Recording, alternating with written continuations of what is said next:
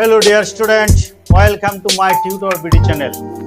আজকে আমি তোমাদের সামনে হাজির হয়েছি সপ্তম শ্রেণীর একটি গুরুত্বপূর্ণ অধ্যায়, প্রথম অধ্যায়, কিভাবে বর্গ এবং বর্গমূল নির্ণয় করতে হয় সেই সম্পর্কে আজকে আমরা বিস্তারিত আলোচনা করব।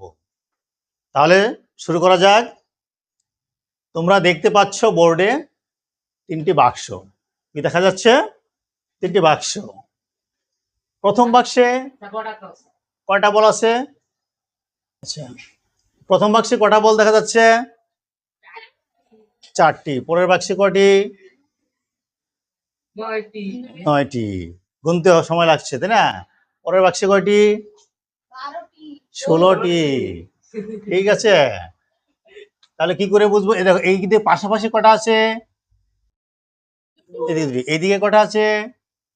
2টি। তাহলে মোট কয়টি হইল? 4টি। এদিকে পাশাপাশি কয়টি? 3টি। এদিকে কয়টি? 3টি। মোট কয়টি? মোট 9টি। এখানে কয়টি পাশাপাশি আছে? কয়টি? 4টি। উপর নিচে আছে কয়টি?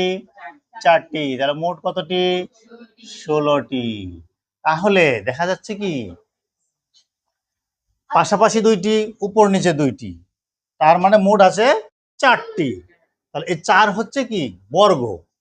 বর্গ আমরা জ্যামিতিতে বর্গ পড়ি না, যা দৈর্ঘ্য প্রস্থ সমান। দৈর্ঘ্য প্রস্থ সমান, দৈর্ঘ্য বরাবর 2টি, প্রস্থ বরাবর 2টি। তাহলে মোট 4টি। তার মানে 2 গুণ 2, 4 আসলো কেমনে? 2 গুণ 2। আর এখানে 9 আসলো কেমনে? 3 গুণ 3। এখানে কি 16 কেমনে আসলো? 4 গুণ 4। তার মানে এই যে 2 গুণ 2 গুণ করে যে 4 পেয়েছি, 4 হচ্ছে বর্গ সংখ্যা। 3 এবং 3 গুণ করে 9 পেয়েছি, 9 হচ্ছে বর্গ সংখ্যা। 4 এবং 4 গুণ করে 16 পেয়েছি, 16 হচ্ছে বর্গ সংখ্যা বা পূর্ণবর্গ সংখ্যা। তাহলে বর্গমূল কোনটা? এই গুণফলের মূল সংখ্যা কোনটা? 2। 4-এর মূল সংখ্যা হচ্ছে 2, 2 হচ্ছে 4-এর বর্গমূল। 9-এর মূল সংখ্যা কত? 3, তাই 9-এর বর্গমূল হচ্ছে 3। তার মানে আমরা কি জানলাম? বর্গ কি এবং বর্গমূল কি? কোন সংখ্যাকে ওই সংখ্যা দ্বারাই যদি গুণ করা হয়, হ্যাঁ, যে গুণফলটি পাওয়া যায় সেই সংখ্যাটিকে বলা হয় পূর্ণবর্গ সংখ্যা। আর পূর্ণবর্গ সংখ্যা যে সংখ্যার গুণফল ওই মূল সংখ্যাটি হচ্ছে ওই সংখ্যার বর্গমূল। ক্লিয়ার? একটি সংখ্যাকে আরেকটি সংখ্যা দ্বারা গুণ করলে যে গুণফল পাওয়া যায় তা হচ্ছে কি? পূর্ণবর্গ সংখ্যা। আর ওই গুণফলের মূল সংখ্যাটিকে বলা হয় বর্গমূল। বর্গমূলকে আমরা কোন চিহ্ন দ্বারা প্রকাশ করি? এইরকম চিহ্ন দ্বারা প্রকাশ করি। এটা কিসের চিহ্ন? বর্গমূলের চিহ্ন। ঠিক আছে, এখন আমরা শিখব কিভাবে উৎপাদকের সাহায্যে বর্গমূল নির্ণয় করা যায়। বর্গমূল কয়ভাবে নির্ণয় করা যায়? 2 ভাবে করা যায়। একটা হলো উৎপাদকের সাহায্যে, মৌলিক উৎপাদকের সাহায্যে, আর এটা হচ্ছে ভাগ প্রক্রিয়ায়। প্রথমে আমরা শিখব মৌলিক উৎপাদকের সাহায্যে কিভাবে বর্গমূল নির্ণয় করা যায়।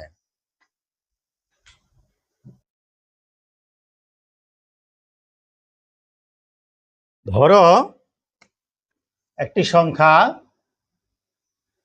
25। 25কে আমরা কি লিখতে পারি?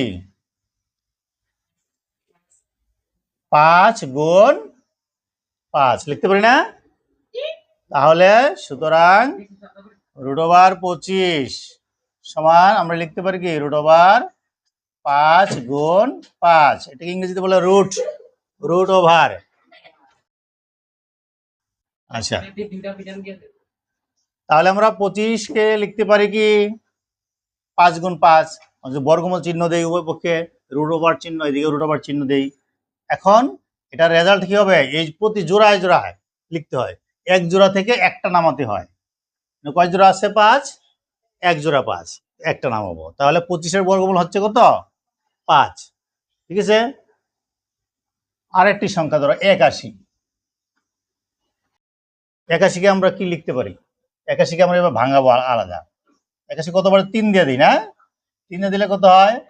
3 × 6, 3 7 21, আবার 3 দিয়ে দিলে 3 9 27, আবার 3 দিয়ে দিলে কত হয় 3 3 9। তার মানে 81 কে আমরা কি লিখতে পারি 3 কটা 3 পাইলাম 4টা 3 পাইলাম।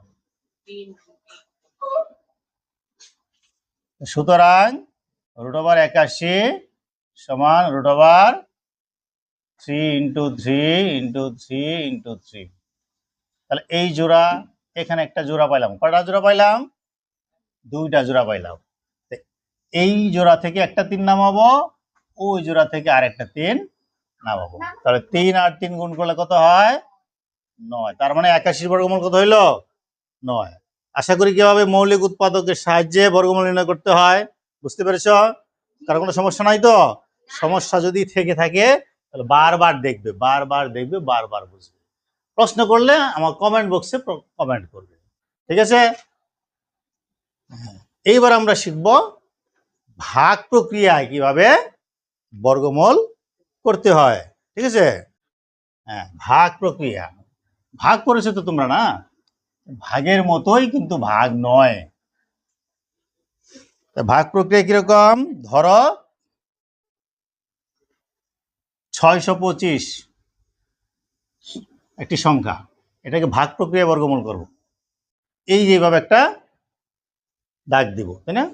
ভাগ করলে ডান দিক থেকে আমরা জোড়ায় জোড়ায় দাগ দেবো। ডান দিক থেকে যে সংখ্যাটা আছে জোড়ায় জোড়ায়, মানে তো 25 জোড়া না, তারপরে জোড়া নাই, জোড়া না থাকলে একটা সংখ্যা আছে না, এই একটা অঙ্কের উপরে আমরা দাগ দিব।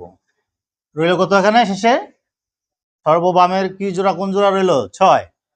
6 এখানে এমন একটি সংখ্যা বসাবো, এখানে যত বসাবো ঠিক তত দ্বারাই গুণ করব। যদি 1 বসাই এখানে কত হবে, 1-এর 1 দ্বারাই গুণ করতে হবে। 1-এর 1 দ্বারা গুণ করলে কত হয় 1, আরো বেশি যায়। 2 দিয়ে দেখি, 2 দিয়ে দিলে কত হয় 2 দুগুণে 4। যদি 3 বসাই 3 3 9, বেশি হয়ে যায়, বেশি হলে হবে না, নিচে থাকতে হবে। 2 ঠিক আছে, তাই না? 2 বসালাম, তাহলে 2 দুগুণে 4, 6 থেকে 4 বিয়োগ করলে কত হয় 2। কেটে আনবো কত, 1 জোড়া কেটে আনবো, 2 5, দুইটা অঙ্ক একবারে নামাবো না। এরপরের নিয়মটা কি, এখানে যে সংখ্যাটা আছে তার দ্বিগুণ বসাইতে হয়। এখানে কত হবে তাহলে 4, 2 এর দ্বিগুণ 4। এখানে একটু খালি রাখবো কারণ এখানে আরেকটা সংখ্যা বসাতে হবে, ঠিক আছে? এখন এখানে এমন একটি সংখ্যা বসাবো, এখানে এমন একটি সংখ্যা বসাবো, এখানে যত বসাবো এখানে ঠিক ততই বসাবো। যে সংখ্যাটি পাওয়া যাবে আবার ওই সংখ্যাটাকে ওই সংখ্যা দ্বারাই গুণ করব। এখানে 1 বসাইলে এখানেও 1, 41 হইল। 41 কে 1 দ্বারা গুণ করলে 41, 41 হবে না, আরো বেশি লাগবে আমার। আমি এভাবে 2 দিয়ে দেখবো, 3 দিয়ে দেখবো, 4 দিয়ে দেখবো, তাই না?